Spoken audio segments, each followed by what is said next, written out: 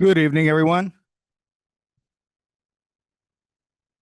We would like to get the curriculum committee meeting of October 2025 at 6 p.m. to order. Roll call, please. Mayra Reyes. Fanny Valencia. Saul Olivas. Amy Engel. John Simpson. Bob Halverson. And no public comments. All right. Oh, can you hear me? All right. Well, first up, we are excited to continue our school improvement presentations. And first up will be the Allen Elementary School administrative team.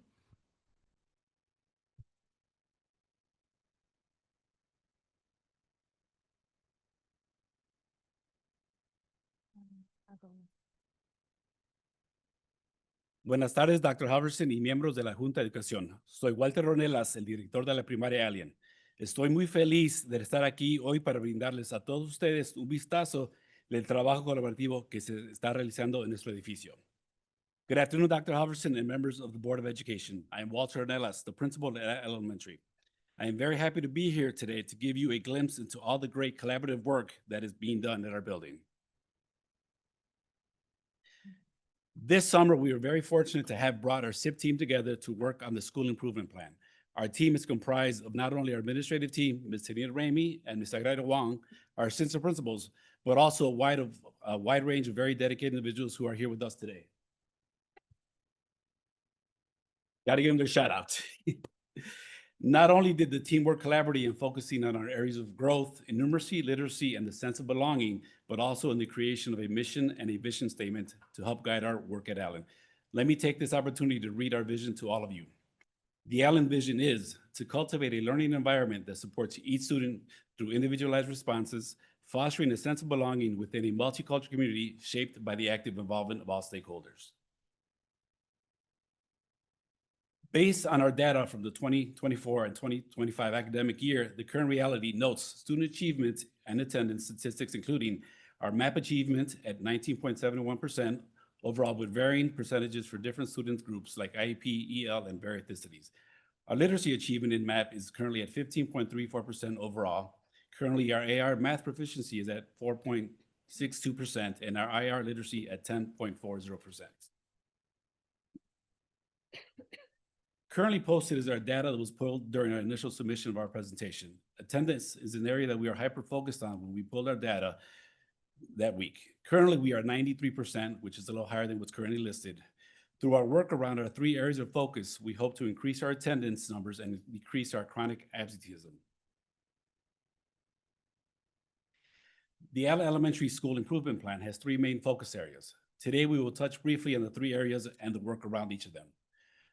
Our focus around literacy revolves around our SMART goal. By the end of the school year, Allen Elementary will increase the percentage of students meeting and or exceeding grade level expectations by 6% across all reported groups as measured by the spring 2026 results in IR. Some of the key actions that we are doing at Allen include providing grade level instruction to all students as pictured here on the screen. In addition, you can see our coaches and interventionists facilitating a professional development session around the new curriculum HMH and doing a data dive with iReady. We have been very fortunate to have partnered up with the Language Acquisition Department, and we have been able to model for new teachers while providing our veterans with support around a new grade level being added to the dual language model.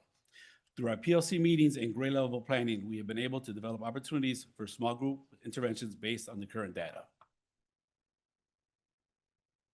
All right, I'm here to focus on our numeracy goal, which is very similar to our literacy goal.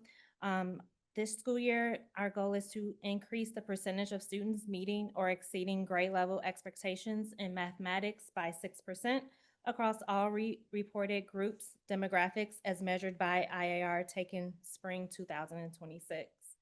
We plan to continue to work collaboratively with our staff to provide targeted professional development that is delivered by our interventionists, as mentioned before, our instructional coaches, and our staff who are willing to also provide PD. The PD sessions will center around student-led discussions, which is our focus this school year, staff needs, and provide instructional resources that teachers can use within their classrooms. We plan to have structured opportunities centered around flexible grouping, using iReady resources to support students' needs using iReady and MAP assessment results. At Allen, students are involved and partners in the learning process, and we are excited to share the work we have done so far this school year around our numeracy goal. To bring your attention to our pictures that we do have, we have 2 fifth grade students there who were working on an iReady division lesson. They were discussing amongst themselves in their small table groups, but also they took it a step further by writing their explanations of how they solved the problems, which they will need to do on their IAR test in the spring. Lastly, the picture in the middle is also from our SIP day, SIP day in September, where our instructional coaches and interventionists plan need-based PD for our staff using their iReady test results, where they were able to start creating groups to help individual students' needs.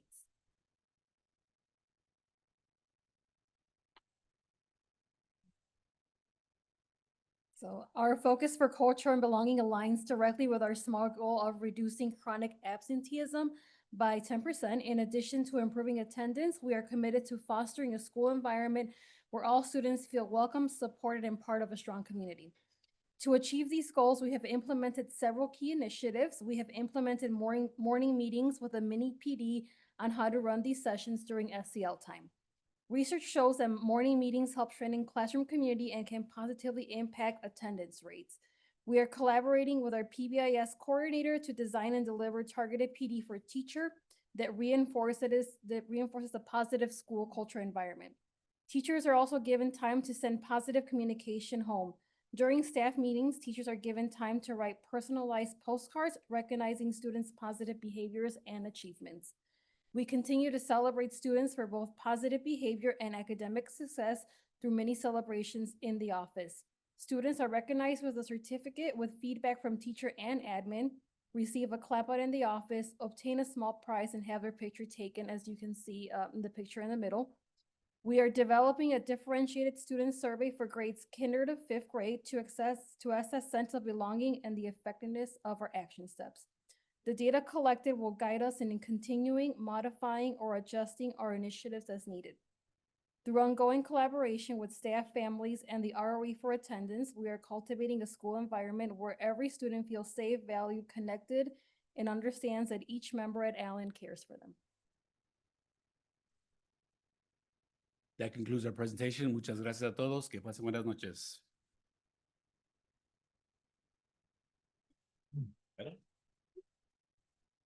Do we have any questions for the Allen team at all?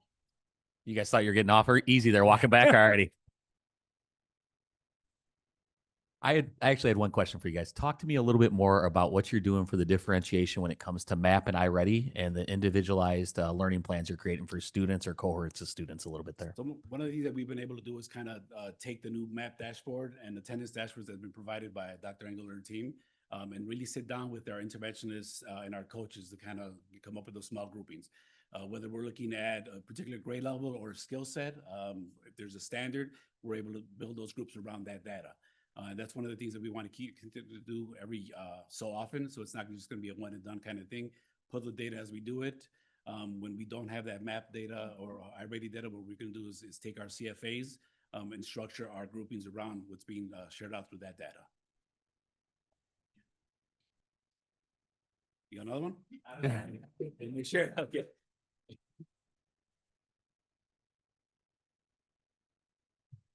Thank you, Alan. Next up will be the Rollins Elementary School Administrative Team with their school improvement plan.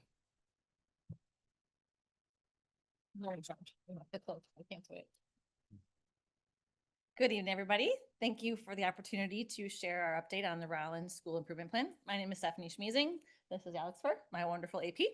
And we are here to talk about our priorities this year: literacy, numeracy, and a culture for belonging, with an emphasis on engagement, connection, and growth for every student. So at Rollins, our mission is simple but powerful. Together, we grow through care, connection, and high expectations. Our vision describes who we want to be a safe and caring community where every student and every staff member is supported, valued, and expected to grow. We believe that through high-quality instruction, meaningful relationships, and a shared belief in the potential of all learners, we can ensure success for everyone. This slide represents our current academic reality and our starting point for this year's work. As you can see, both literacy and math achievement remain areas of focus, with only a small percentage of students currently meeting grade level proficiency on the IER. However, our map data shows encouraging growth trends, which tells us that students are making progress. We now need to ensure that the progress translates to proficiency. These results remind us that engagement matters. That's why our instructional focus this year is on collaborative learning structures that increase participation, dialogue, and deeper understanding. Attendance and behavior data give us another lens into student engagement and connection. Our average daily attendance is 94.3%, and while that's close to the target we're shooting for, 17% of our students are still chronically absent. We also see that referrals are concentrated along a very small group of students. What this tells us is we need to continue focusing on belonging and connection, ensuring that students feel known, supported, and motivated to come to school every day. It's not just about attendance, but about creating a culture where every student feels like they matter. Our first academic goal is in literacy. By the end of the 25-26 school year, we aim to increase the percentage of students meeting or exceeding grade level expectations by 6% across all groups. To get there, we're building teacher capacity through collaborative learning structures. These are research-based strategies that promote engagement, critical thinking, and academic language while strengthening relationships and classroom community. Teachers are receiving professional development, engaging in learning walks, and collaborating in PLCs to implement these structures with consistency. We'll use ongoing data to adjust win groups, refine instruction, and celebrate progress along the way. And this is a photo from one of our recent school improvement days where the teachers were collaborating about their learning structures in a jigsaw manner. Our numeracy goal mirrors our literacy goal, a 6% increase in students meeting grade level expectations in math by the spring of 2026. We're using the same instructional focus on collaboration to help us build reasoning skills, students explaining their thinking, and engaging in mathematical conversations. Our teachers are working together to plan and analyze student work, participating in coaching cycles, and using data to identify areas of need. The consistent instructional focus allows us to build coherence across all the subjects, while keeping engagement and student talk at the center of learning. So our third goal, and really the heart of the whole plan, is to strengthen our culture of belonging. By June of 2026, we want 100% of our students to be intentionally connected to a trusted adult in the building. This work stems from the understanding that belonging drives attendance, engagement, and academic growth. We've launched a lot of initiatives towards this end, the first being our student connection team, where each staff member is paired up with students for regular check-ins and relationship building. We have also implemented consistency with the second step SEL curriculum, making sure those students are getting that every day. And we've started recognizing students in a variety of ways. We have positive systems like our brag tags, where they're collecting these cute little tags for all their achievements around the building. They get positive referrals from their teachers when things are going really well in class, and they earn a little brag tag for that too. That's a little picture you see up there. And we've been monitoring attendance and behavior data bi-weekly. Ultimately, we want every child to be able to say that there's someone at Rollins who knows them and cares about them. In closing, each of our SIP goals, literacy, numeracy, and belonging, connect back to the same vision, ensuring every child grows academically and feels deeply connected to our school community. We're approaching this work with purpose and collaboration, continuing to reflect and adjust based on the data and feedback. We're incredibly proud of our staff and the momentum we built so far this year. Thank you for your continued support and partnership as we work together to help every Rollins student grow through care, connection, and high expectations. I'm not gonna run away because you yelled at Walt and he ran away. Any questions for the Rollins team at all? I've got none. Thank you. Thank you so much.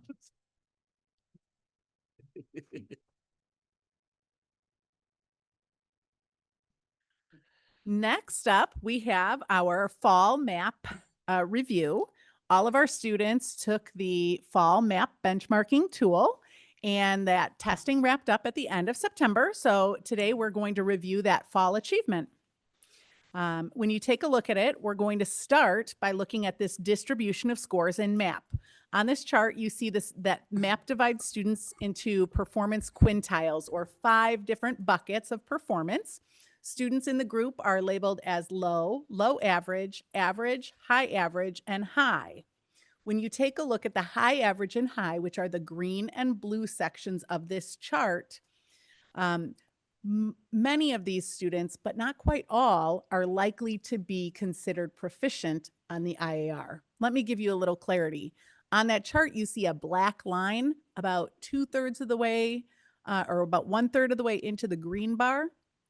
Everybody from that black line all the way to the end of the blue on that chart is expected to be labeled in the proficient category on the IAR. So there's a small group in that high average who might not quite reach proficient on the IAR, but it's pretty close. When we go through this, our focus, we know, is that we want our students to reach attainment. And that's why this year we're really focusing this presentation on student attainment for the work that we're doing. When you take a look at that, everything that we look at in this presentation is focused on a prediction of our data for this school year when students assess in the spring. We can exceed the expectations that they set for us if we do as we have been trying based on Dr. Halverson's urging, which is more than typical student growth. So let's dive into a little bit of what we can expect based on where our students are right now. We're going to start with grade level. And when we look at grade level, we're going to compare students from this grade level to students from that same grade level the prior year. One thing to remember is that all the student data in this presentation is calculated using the 2025 norms. Last year, students were assessed on the old norms, and this year, the new norms were rolled out this summer. Every data point that we show, though, is showing a comparison to this year. When you take a look at this chart, this is an overarching chart of all of our students in reading and math at every grade level by quintile. Again, the colors align with that low, low average, average, high average, and high. This chart is obviously very small, lots of data, a little bit hard to read. So we're going to dive a little bit deeper. But again, we would be looking, go back one slide. Again, we would be looking again at those green and blue students and assuming that many of those would be reaching proficiency on the IAR or the ACT based on the calculations through MAP. Okay, now you can jump ahead. Here we see the data regarding our students in elementary school who are in the high and the high average quintiles, those that are expected to meet proficiency on the state assessment if they grow only as expected. If they exceed typical growth, if they grow more than expected, we will expect more than this to be in that proficient category on the IAR or the ACT. This is elementary students in reading both English and Spanish. In each grade level, you'll see that there is a red bar and a black bar. The red bar represents the fall benchmark from our students in that grade level last year, and the black bar represents the students from the fall benchmark this year in that grade level. So we're not comparing students with themselves from the prior year, we're comparing them to last year's students, just to kind of get an idea at that grade level of what the trends are. In a later chart, we will review cohort data, so you'll be able to see a little bit more of those comparisons. On the English chart, which is the first chart to the left, you'll see every single student, regardless of their language dominance and what their score performance was on the English test, if they scored in the high or the high average grouping. And on the chart for the Spanish, the same is true. It's every student, whether they're an English dominant student or a Spanish dominant student, taking that Spanish dominant test and looking at their Spanish score on the map and those that scored in the high or the high average. If you were to review that black bar on the English test, that is close to the current prediction for the attainment on the IAR for the ELA assessment this spring. If students grow as expected, that's what we can expect at each grade level this spring tentatively. At a future meeting, we'll actually review the actual IAR performance from our past spring, and then we'll be able to do a comparison between what they had predicted and what the actual outcome was to a certain degree. So let's take a little bit of a closer look at performance on the benchmark in their dominant language. So on the next slide here, you can see nope, go back one. This is the one. You can see the English dominant students and their performance on the English test and the Spanish dominant student on the Spanish test. Again, we're only looking at that high and high average quintiles, those that are most likely to reach proficiency on the state assessment if they grow as expected. When you look at the English dominant students on that English test, you can see that students in kindergarten, grade 2 and grade 4 performed better than their counterparts did the year before.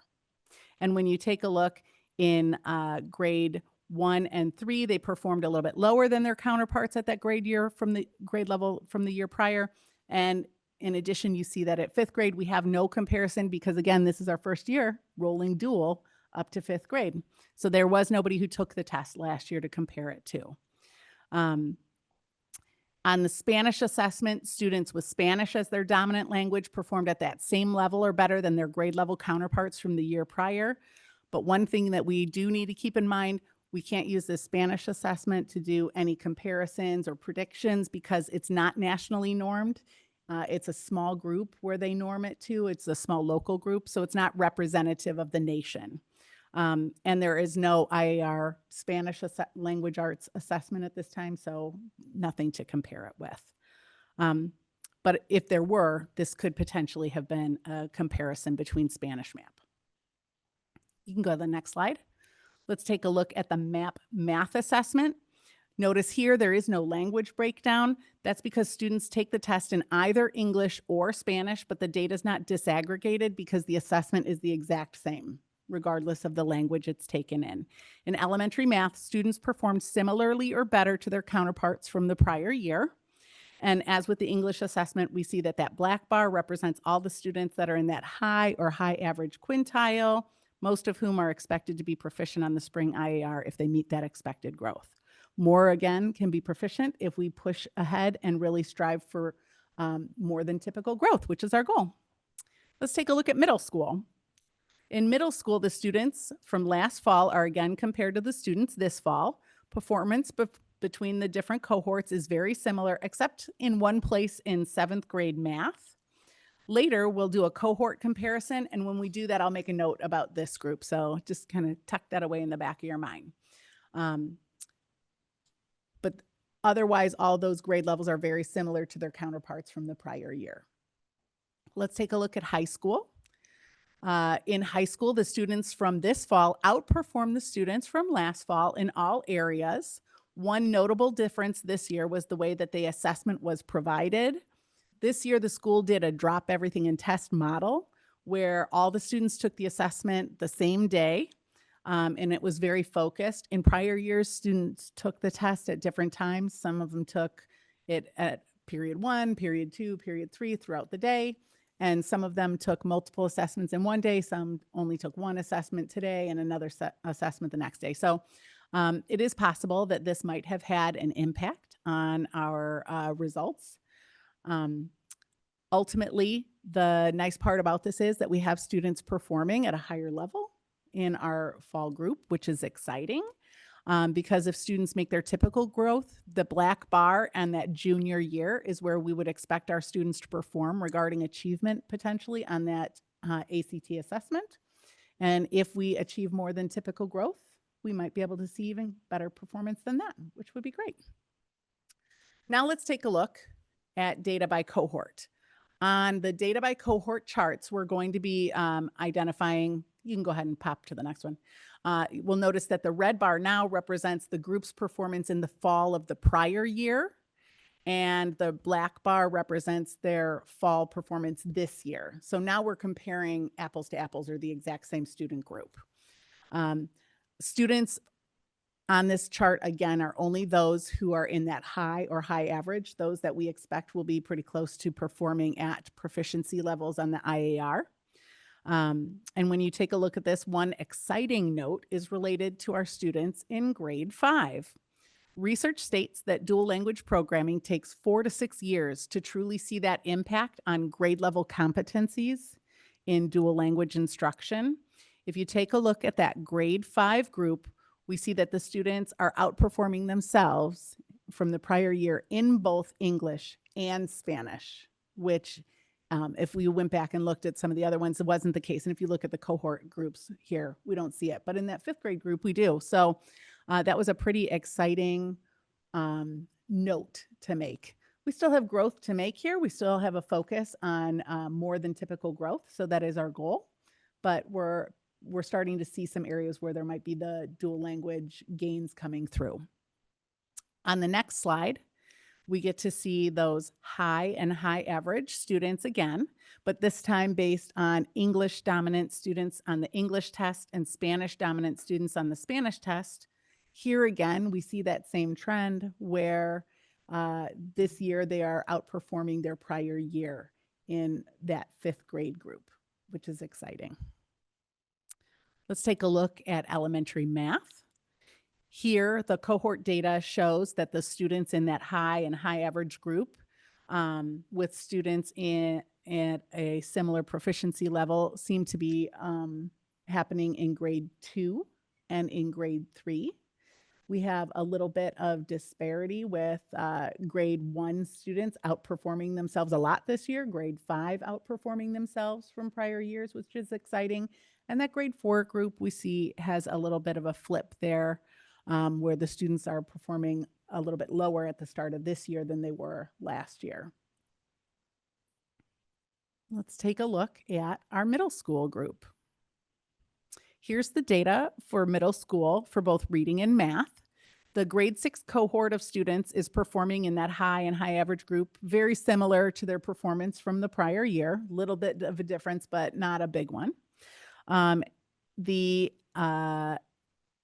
Earlier, I talked about that 7th grade group, and I said, hey, remember, there's a big dip in that 7th grade math group. Let's take a look at it. One thing that I thought was interesting is when we compare the cohort to itself, you can see that that 7th grade map is consistent performance in math between that group. So they didn't start the year out significantly lower or higher than they did in the prior year. But I wanted to point out that sometimes students in some grade levels have successful areas, stronger areas than others. Take a look at their ELA. They really started out this school year a lot stronger in ELA than in the prior year. So they were making gains. They were just making it in one content area versus both. And the other one, they were still holding strong, but not that same huge jump like we saw there with 7th grade. And then lastly, on this one, we know that that 8th grade group had a slightly higher percentage of students in that high and high average group. And they're just continuing to make those gains. So we're focused on that more than typical growth. Last group to look at here is our high school data.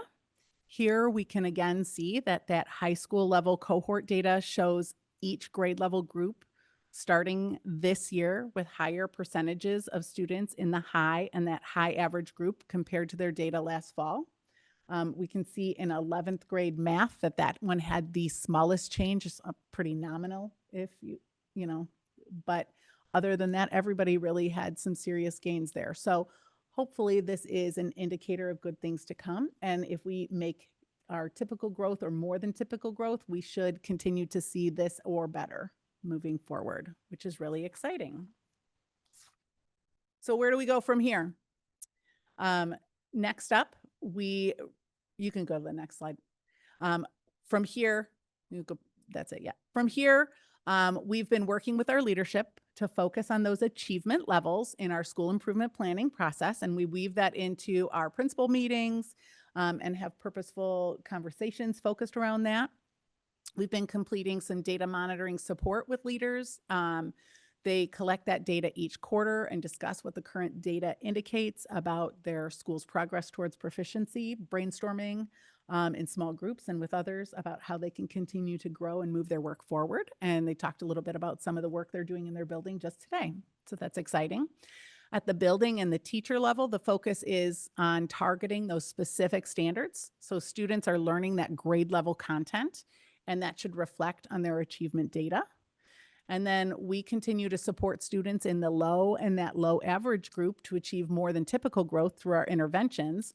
But we also have been really reinforcing that idea of focusing on those students in the middle or that average group, those that are close to the high and high average group who could move up a level with some simple targeted focus and support.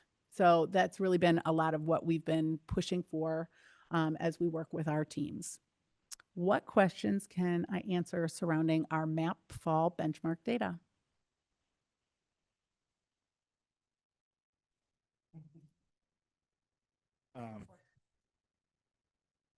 It was a lot to kind of look over this Mhm. in a short weekend, right?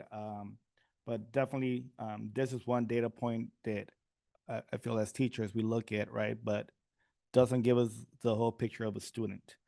But also, because I had encircled here, those average students, we can't forget about them, right? As I'm looking at the first, maybe the second, third slide, when we look at the low average, average, high average, and high, we have a lot of students in the average point that if you add the high average and high, in some cases, grade levels, you have more students, more percentage on that. So we have to make sure that we are providing that support for those students to be able to move up to the next level, like you were stating, and focusing on that small group and meeting those students where they're at. So I just want to make sure that the district is providing our schools and our staff just that support and those trainings, how they can definitely go in. And I know teachers are good at providing and doing what they need in their classroom, but just making sure that we have those support to make sure that those low and low average and average keep decreasing, the percentage keeps decreasing to a better color in our charts. Those are absolutely priorities that we have. We've done a lot of work around MTSS academic supports and have been striving to make sure that we put those into place to ensure our kids in that low or low average group get that support. And you're absolutely right about that average group. We had great conversations about how it's so easy to overlook those kids on the bubble, but they can make such a massive difference because they're so close. And just following up with what Dr. Engel said there, it's definitely important that those kids that are in that average cohort group, we get them up to grade level, because the sooner we do get them up to grade level, the better they're going to be able to access their curriculum as similar to their peers that are at the high average and high level there. So our premise behind it is that we would really drill down to those kids. We know that we already support our students in the low average range with the MTSS process for tier 2 and tier 3, but by focusing on those average students and bringing those average students up to the same level of high average and high with their peers, then we can reallocate resources. So that's really what we're going to be looking to do. And this is just year one in that process, but that's going to be the model that we really work towards. And that's part of the reason that we really wanted to focus on attainment as opposed to growth like we had as a district in the past. We're not ruling out growth, but we want to make sure that we get more than typical growth so we can continue to close those gaps between our students and students who are already at the high average or the high average or the high level there. So that's why we're being very intentional about that. Just something for, I guess, for us to kind of view. And now that you mentioned, I heard both of you mention the MTSS process. I think I would definitely like to view our MTSS process as a district, maybe a presentation for us, just to look and see how that is going and how that works. And then also, we'll love to see what those teachers and are doing in a classroom base when we're doing small group. When it comes to literacy and math, just to kind of see what we're doing differently and how what's working for one school might be able to help another school. So just being able to collaborate in that aspect and kind of, I would like to see what each building is doing differently, and what's working with some might work for another. Yeah, no problem. We can definitely bring information forward about the MTSS process. It's been a work that they have been starting to unpack and put together this year. So we'll bring you where we're at and where we're headed next. Any other questions for Dr. Engel at all? Not right now, maybe later. Famous words of Board Vice President Olivas. Thank you. Thank you. Next up, we have the East Aurora High School chemical disposal request. Here, you'll see that the high school has a few chemicals that are no longer relevant to their current science curriculum, or they're chemicals that have expired. They're looking to have the chemicals reviewed for disposal. They're listed here. Any questions I can answer about that? All right. Next up, we have the Waldo Middle School instrument disposal. They have a few instruments that are old and damaged. These instruments are at a point where they're no longer salvageable. They're looking to have these specific instruments reviewed for disposal, and the instruments are listed up here. Questions about that? Okay. Next up, I have an item that doesn't have a visual to go with it. We wanted to give an update about the curriculum materials and delivery and F&P. Curriculum materials distribution. Staff have received all of the intended materials at this point in time. So if there is a staff member who happens to be missing a resource, they should reach out to their building principal so that we can make sure that we locate it and get it distributed to them. This summer, we received all the HMH and iReady materials and distributed those at the building level. Just before the start of the school year, we did have an additional order placed to support some new sections and some additional students. Those materials have all been distributed at this time. As requests for items come in, they're being addressed in real time. Today, we circled back to the buildings and made sure that we did a personal contact with the principals to just say, hey, if there's anything that's not yet filled or you hear about, please let us know. So we have a few things that people shared with us today as well. So we're glad to get those taken care of. And then in addition, last spring, we ordered mystery science materials. Those were ordered, but the company informed us that those were back ordered. We have since received all of the back ordered items and have distributed them to the building. So again, if anybody has any curricular resource items that are outstanding or that you identify as a need, do not hesitate to reach out. Teresa Vemmer has been actively part of searching for those resources in district or getting them ordered and delivered. And then any questions about that? No? Okay. And then the other one is F&P. Earlier this year, we discussed the disposal of F&P materials, but we determined that we would pause on that disposal while we monitored the new literacy implementation. At this point in time, we are not ready to move forward with a disposal, but when we are ready to move forward with that, we would be retaining one F&P kit per grade level so that they can be used as needed at each building. And I will bring that forward when we're ready to have that conversation. Questions about that? Okay. Let's take a look at attendance and enrollment. Our current enrollment is 11,753 students as of October 17th. Last year, as of October 15th, 2024, we had 12,324 students. So we definitely have a slight difference in our enrollment year over year.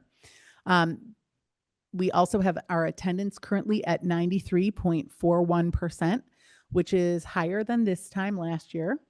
We did experience a few different attendance issues depending on the week when you look a little bit more closely at that based on building. But the overarching average is still a little bit higher than last year at this time. And that's all I have.